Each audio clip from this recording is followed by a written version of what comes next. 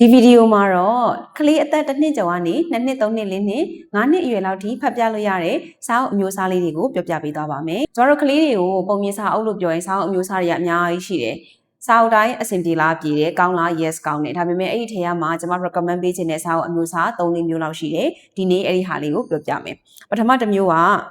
Lift the Flap book လို့ခေါ်ရပေါ့နော်။ဆိုတော့ this is one of my favorite story book Dear Zoo ပေါ့နော်။ဆိုတော့ဒါလေးကဘယ်လိုလေးလဲဆိုတော့သူ့ရဲ့ဒီစာအုပ်အတွင်းထဲမှာပါတာလေးကိုကလေးကသူကိုယ်တိုင်ပေါ့ဒီလိုမျိုးဒီလိုလေးဖွင့်ကြည့်ရတာလှန်ပြီးတော့ကြည့်ရတဲ့ဟာလေးပေါ့နော်အဲ့တော့ lift the flap book လို့ခေါ်တယ်ဆိုတော့ရုပ်တရက်ဆိုလို့ရှိရင်ဒီစာအုပ်ထဲမှာဘာပါလဲဆိုတဲ့အကြောင်းအရာကိုအပေါ်ယံကြည့်ရင် तू ကမသိရအောင်နော်သူကိုယ်တိုင်ကဒီစာအုပ်ကလေးကိုဖွင့်ပြီးတော့မှစာအုပ်ထဲမှာပါတဲ့တစ်ခုခုပေါ့အဲ့ဒါလေးကို तू ကဒီလိုလေးဖွင့်ပြီးတော့ကြည့်ရတာ lift the flap လောက်ရတာဆိုတော့အဲ့ဒါမှအထဲထဲမှာပါတဲ့ဟာကိုသိတာဆိုတော့ဒီစာအုပ်အမျိုးအစားတွေကကလေးတွေရဲ့စူးစမ်းလိုစိတ်ပေါ့နော်အဲ့ဒီ curiosity ကိုအများကြီးမြင့်တင်ပြီးတဲ့စာအုပ်အမျိုးအစားတွေမှာပါတယ်ဆိုတော့ဒီလိုစာအုပ်အမျိုးအစားတွေဆိုလည်းrecommend ပေးခြင်းနဲ့ပေါ့နော်မိဘတွေအိမ်မှာဝယ်ထားပေးတဲ့စာအုပ်အမျိုးအစားတွေမှာပါပါတယ်နောက်တစ်မျိုးကကြတော့ကျမတို့sing along story book လို့ခေါ်တယ်။ကလေးတွေ nursery အရွယ်ရောက်ပြီးပေါ့နော် preschool သွားပြီဆိုတဲ့အချိန်မှာသူတို့ဆိုကြတဲ့တခြင်းလေးတွေရှိတယ်။ဆိုတော့အဲ့ဒီတခြင်းလေးတွေကိုလိုက်ရောညီထွေဖြစ်အောင်လို့စာသားလေးတွေအဖြစ်နဲ့ပြောင်းပြီးတော့မှပုံမြင်စာအုပ်လုပ်ထားတဲ့စာအုပ်အမျိုးအစားပေါ့နော်။ကျွန်တော်တို့ sing along story book လို့ခေါ်တယ်။ဒီစာအုပ်လေးဆိုရင်ဒါ Twinkle Twinkle Little Star နော်ဆိုတော့ဒီတခြင်း everybody knows ဆိုတော့ဒီစာအုပ်လေးဆိုရင်ဘာမှမပါဘူးရိုးရိုးရှင်းရှင်းလေးပဲဒီအောက်မှာသူ့ရဲ့ဒီစာသားပေါ့တခြင်းစာသားလေးကိုသူကထည့်ပေးထားတယ်အဲ့တော့ဒီစာအုပ်အမျိုးအစားကိုဖတ်ပြတဲ့အချိန်မှာကလေးနဲ့တူတူတခြင်းလေးဆိုပြီးတော့ Twinkle Twinkle Little Star ဆိုသွားလိုက်ရုံပဲဆိုပြီးတော့မှကလေးနဲ့စာအုပ်ကလေးကိုဖတ်ပြသွားတဲ့အမျိုးအစားလေးပေါ့နော်ဒီစာအုပ်ဆိုရင်လည်းကလေးတွေအနေနဲ့ nursery rhyme လေးတွေကိုထပ်ခါဆိုရင်းနဲ့မှတ်မိစေတယ် repetition ကိုအလေးပေးပြီးတော့မှဦးစားပေးပြီးရေးထားတဲ့စာအုပ်အမျိုးအစားလေးတွေဖြစ်တဲ့အရန်ကောင်းတယ်ဒီစာအုပ်လေးဆိုလည်းဒီချက်က recommend ပေးပါတယ်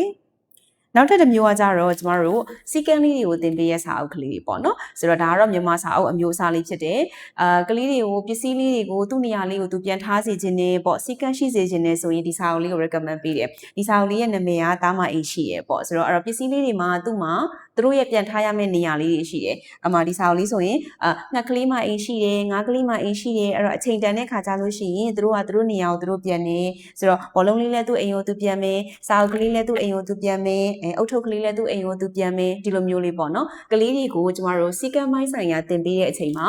ဟိုဟာလောက်ဒီဟာလောက်ဆိုပြီးတော့မှ instruction တွေပေးမယ်အစားဒီလိုစာအုပ်မျိုးလေးတွေကိုဖတ်ပြပြီးတော့သွယ်ဝိုက်တဲ့နည်းလေးအဖြစ်ကလေးကိုကျမတို့သင်ပေးလို့ရတယ်ဒီလိုစီကံမိုင်းဆိုင်ရာကိုတဲ့ကြီးမဟုတ်ဘဲနဲ့ပေါ့နော်ကလေးရဲ့စိတ်ထဲမှာတဖြည်းဖြည်းချင်းနဲ့စိတ်ဝင်သွားအောင်ရေးသားထားတဲ့စာအုပ်အမျိုးအစားလေးတွေဆိုရင်လည်းဒီချိန်ကသဘောကျတယ်ဒါမျိုးလေးဆိုလည်း recommend ပေးပါတယ်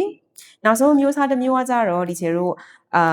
wordless ပေါ့နော်စာမပါဘူးစာလုံးဝမပါတဲ့စာမဲ့စာအုပ်တွေပေါ့စာမဲ့ပုံမြင်များလို့ခေါ်တယ်ဆိုတော့ဒီစာအုပ်လေးတော့ကြိုက်တယ်ဒါဒီချက်မှာရှိရဲ့စာအုပ်ပေါ့နော်ဆိုတော့ကြည့်လိုက်လို့ရှိရင်သိပါလိမ့်မယ် The Lion and the Mouse ပေါ့နော်ဆိုတော့ဟိုအဲ့ဒီချင်းသိကြီးနဲ့ကြွက်ကလေးရဲ့ပုံပြင်ကိုillustration သိတတ်မဲ့ပါတာဒီချက်ပြမယ်ဒီမှာကြည့်မတွေ့လားစာအုပ်ထဲမှာဆိုရင်သူကလုံးဝစာမပါဘူးဒီ each and every page မှာဘာစာမှမပါဘူးအဲ့တော့စာမဲ့ပုံမြင်စာအုပ်တွေရဲ့အားသာချက်က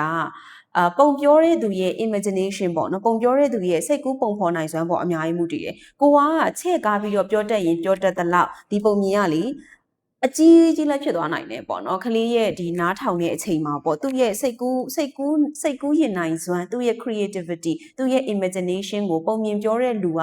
တော်ရင်တော်သလားပုံမြင်ပြောတဲ့လူကပြောတတ်ရင်ပြောတတ်သလားအများကြီးမြင့်တင်ပေးရစာအမျိုးအစားတွေမှာပါတယ်ပေါ့နော်အဲ့တော့ဒီလိုမျိုးစာမဲ့ပုံမြင်စာအမျိုးအစားလေးတွေဆိုလို့ရှိရင်လေမမေတို့ပေါ့နော်ဝယ်လို့ရတယ်လွယ်ကူတဲ့ sorry ပါရိုက်နေပြီပြန်သွားလို့ပါဆိုတော့ကျွန်မပြန်ပြောလိုက်မယ်နော်ဒီလိုစာအုပ်အမျိုးအစားလေးတွေဆိုရင်လည်းဒီချက်က recommend ပေးပါတယ်လို့စာမဲ့ပုံမြင်စာအုပ်အမျိုးအစားလေးတွေလည်းမမေတို့ဝယ်လို့ရတယ်ဆိုလို့ရှိရင်ဝယ်ထားပါဝယ်ပြီးတော့ကိုယ့်ရဲ့ကလေးလေးနဲ့အိမ်မှာကိုယ်အချိန်ရတဲ့အချိန်မှာပြောပြဖို့အတွက်ဒီချက်က recommend ပေးပါတယ်ရှင်ဆိုတော့ဒီချက်ခင်မှာနောက်ထပ်ဗီဒီယိုတွေမှာဒီချက်တို့ပြန်တွေ့မယ်လာသားကလေးတွေအတွက်ဖတ်တဲ့ပုံမြင်စာအုပ်လေးတွေစာအုပ်မျိုးစားလေးတွေကိုလည်းဒီချက်ကအရှိဗီဒီယိုလေးတစ်ပုဒ်မှာပြောပြထားပါတယ်စိတ်ဝင်စားရဲဆိုရင်တွားကြည့်လို့ရပါတယ်ရှင်